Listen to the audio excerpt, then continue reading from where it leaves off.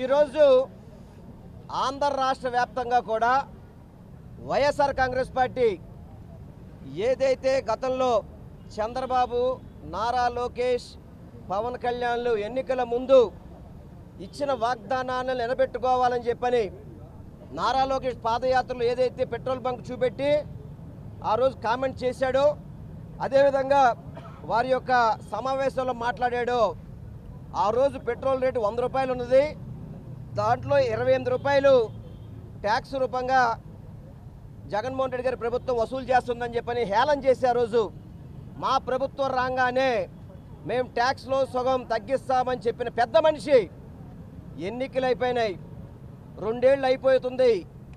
అయినా కానీ ఈరోజు పెట్రోలు డీజిల్ రేట్లు పెంచుకుంటూ 113 రూపాయలు ఈరోజు ఆంధ్ర రాష్ట్రంలో, మన భారతదేశంలో ఆంధ్ర రాష్ట్రం దేంట్లో టాప్ 1 ఉందంటే ఒకటి నేరాలు ఘోరాలు అఘాయిత్యాల్లో నెంబర్ 1గా ఉంది. ఈరోజు పెట్రోలు డీజిల్ రేట్లు కూడా నెంబర్ 1లో ఉందన్నమాట ఆంధ్ర రాష్ట్రం. ఆంధ్ర రాష్ట్రంలో 113 రూపాయలు 62 పైసలు వచ్చేసి పెట్రోల్ రేట్లు, 101 రూపాయి 24 పైసలు వచ్చేసి డీజిల్ రేటు ఉంది. అదే మన ఢిల్లీలో పోల్చుకుంటే కనుక 97 రూపాయలు 77 పైసలు పెట్రోల్ ఉంటే మన ఆంధ్ర రాష్ట్రంలో 113 రూపాయలు పెట్రోల్ ఉంది. డీజిల్ 90 రూపాయలు 67 పైసలు ఉంటే 90 రూపాయల 67 పైసలు ఉంటే 101 రూపాయి 24 పైసలు. అంటే ఏ విధంగా ప్రజల నుంచి డబ్బులు దోచుకుంటున్నారు అనేది మనందరం కూడా గమనించాల్సిన అవసరం ఉంది. మేనిఫెస్టోలో ఏం పెట్టారండి? పెట్రోలు డీజిల్ ధరలు నియంత్రిస్తాం అని మేనిఫెస్టోలో పెట్టారు వాళ్ళు. పెట్రోలు డీజిల్ నియంత్రిస్తామని చెప్పని, మద్యం ధరలు నియంత్రిస్తాం, విషపూరిత మద్యం, మళ్ళీ మద్యాన్ని మాత్రం చక్కగా అమలు చేస్తున్నారు. ఇంటికి మద్యం కేసులు మాత్రం బాగా దొరుకుతుంది. ఇంటి పక్కనే మనకి బెల్ట్ షాపులో మద్యం దొరుకుతుంది. కానీ ఈరోజు పెట్రోల్ డీజిల్కి ఏం చెప్తారు? నీతి కబుర్లు చెప్తారు చంద్రబాబు నాయుడు. మీరు బళ్ళు వాడు బాకండి, కార్లు వాడు బాకండి, వర్క్ ఫ్రమ్ హోమ్ చేయండి, మీరు ఇవన్నీ కూడా చేసి మీరు నియంత్రించండి అని చెప్పని వీళ్ళకి చెప్తారు తప్ప వీళ్ళు ఎక్కడ ఆచరించే పని లేదు. వీళ్ళు చెప్పిన రోజు నాడే స్పెషల్ ఫ్లైట్లో మళ్ళీ నారా లోకేష్ గారు తిరుగుతుంటారు, పవన్ కళ్యాణ్ గారు తిరుగుతుంటారు, చంద్రబాబు నాయుడు గారు తిరుగుతుంటారు. విపరీతమైన డబ్బులు వృధా చేస్తూ, నేను ఇందాక కూడా చెప్పాను, ప్రతి నెల 1వ తారీఖు నాడు పెన్షన్లు ఇస్తామని చెప్పని నిరంతరం జరిగే ప్రక్రియ కూడా ₹1 కోట్ల ఖర్చు పెట్టే గనుడు మన చంద్రబాబు నాయుడు గారు. ఈరోజు సంపద సృష్టి అంటే ఎలా ఉందంటే పెట్రోల్ మీద దోచుకోవడం, డీజిల్ మీద దోచుకోవడం, అదేవిధంగా ఎవరైతే బైకుల మీద హెల్మెట్ లేదని చెప్పని దోచుకోవడం, మద్యం వాళ్ళే అమ్ముతారు, ఆ మద్యం తాగి బండి తీసుకెళ్తే 10,000 రూపాయలు కేసు రాస్తున్నారు. ఇదేనా సంపద సృష్టి అంటే? ఇదేనా సంపద సృష్టి అంటే?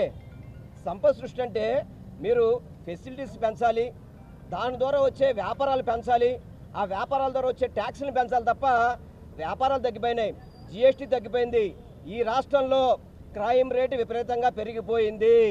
హోమ్ మినిస్టర్ అనిత గారు, మీరు షోలు బాగా చేస్తారు, షోలుగా చేయాల్సింది లా అండ్ ఆర్డర్ చూడండి, మీ హోమ్ డిపార్ట్మెంట్ని కాపాడండి. ఈరోజు చూడండి, భారతదేశంలో ఆంధ్ర రాష్ట్రం టాప్ 1లో ఉందంటే మీ పరిపాలన ఎంత చండాలం ఉందో ఆలోచించుకోండి. ఇవన్నీ కూడా ఈరోజు కూటమి ప్రభుత్వం 2 ఏళ్ళు పూర్తవుతుంది. ఇప్పటికైనా కానీ డీజిల్ రేట్లు, పెట్రోల్ రేట్లు తగ్గించాలని చెప్పని, అదే కాకుండా ఈరోజు పెన్షన్ రేట్ల ద్వారా సుమారు ప్రతి సంవత్సరం కూడా రాష్ట్రంలో 3,391 కోట్ల రూపాయలు ప్రజల మీద భారం పడే అవకాశం ఉంది. 3,391 కోట్ల రూపాయలు. అదేవిధంగా పెట్రోల్ మీద అయితే రోజుకి 3.29 కోట్ల రూపాయలు పెట్రోల్ మీద, 6 కోట్ల రూపాయలు డీజిల్ మీద భారం పెరిగే పరిస్థితి. అంటే సుమారుగా 10 కోట్ల రూపాయలు ప్రతిరోజు కూడా పేద ప్రజల జేబుల్లోంచి దోచుకుంటున్న ప్రభుత్వం ఈ కూటమి ప్రభుత్వం అని చెప్పి మీ అందరికీ తెలియపరుచుకుంటూ, ఇప్పటికైనా కానీ మేము అడిగేది ఒకటే, మీరు ఇచ్చిన హామీలు నిలబెట్టుకోండి. ఎన్నికల ముందు పాదయాత్ర చేసే ముందు అబద్ధాలు చెప్పుకుంటూ మీరు బయటికి వెళ్ళారు కదా, లేదంటే కనుక ఆ రోజు మేము చెప్పింది అబద్ధం, మేము తప్పు చేశామని చెప్పని క్షమాపణ చెప్పాలని చెప్పని చంద్రబాబుని, పవన్ కళ్యాణ్ని, నారా లోకేష్ని మేము డిమాండ్ చేస్తూ ఈ యొక్క పెట్రోల్ డీజిల్ రేటు తగ్గించేంత వరకు కూడా వైఎస్ఆర్ కాంగ్రెస్ పార్టీ పోరాటం చేస్తుందని తెలియపరచుకుంటూ, ప్రతి ఒక్కరికి కూడా ఆటో కార్మికులకి, రవాణా రంగానికి ప్రతి ఒక్కరికి మేము తోడుగా ఉంటామని చెప్పని, ఎవరైతే డీజిల్ పెట్రోల్ ద్వారా ఇబ్బంది పడతారో అందరికీ కూడా వైఎస్ఆర్ కాంగ్రెస్ పార్టీ తోడుగా ఉండి వాళ్ళ ద్వారా పోరాటం చేస్తామని మీ ద్వారా మేము తెలియపరచుకుంటున్నాం. అంటే ఒక్కరోజు తిరిగారు నాకు తెలిసి, ఏదో ఒక్కరోజు సైకిల్ దొక్కినంత మాత్రాన ఏమీ ఆగిపోదు. మళ్ళీ వెళ్ళేటప్పుడు సైకిల్, వచ్చేటప్పుడు మళ్ళీ కార్లు జీబుల్లోని తిరుగుతారు తప్ప వీళ్ళెవ్వరు కూడా రాష్ట్రానికి మేలు చేసే అవకాశం ఏమి లేదు.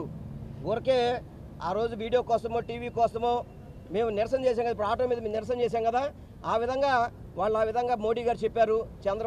చంద్రబాబు మోడీ గారు చెప్పిన చంద్రబాబు నారా లోకేషే పాటించరు, ఇంకా వీళ్ళు పాటిస్తారా? మంత్రులు ఎవరైనా వీకెండ్ కాగానే ఎక్కడికి వెళ్తున్నారు? స్పెషల్ ఫ్లైట్లు, మంత్రులు కూడా స్పెషల్ ఫ్లైట్లే, మామూలు ఫ్లైట్లు వెళ్ళే పరిస్థితి లేదు ఈరోజు. ప్రతి ఒక్క మంత్రికి ఒక స్పెషల్ ఫ్లైట్ గన్నవరం ఎయిర్పోర్ట్లో ఉంటుంది, అది ఎక్కడికి వెళ్తుందో అక్కడికి వెళ్ళిపోద్ది. అంతే తప్ప వీళ్ళెవరు కూడా దుబారా చేసే మంత్రులు తప్ప వీళ్ళందరూ ఏ ఒక్కరు కూడా దుబారా చేయకుండా ప్రజల సొమ్ముని కాపాడాలి, ప్రజల సొమ్ముకి అకౌంటబిలిటీ ఉండాలని మంత్రి ఈ క్యాబినెట్లో లేరు అని చెప్పి మీ ద్వారా తెలియపరచుకుంటున్నాను.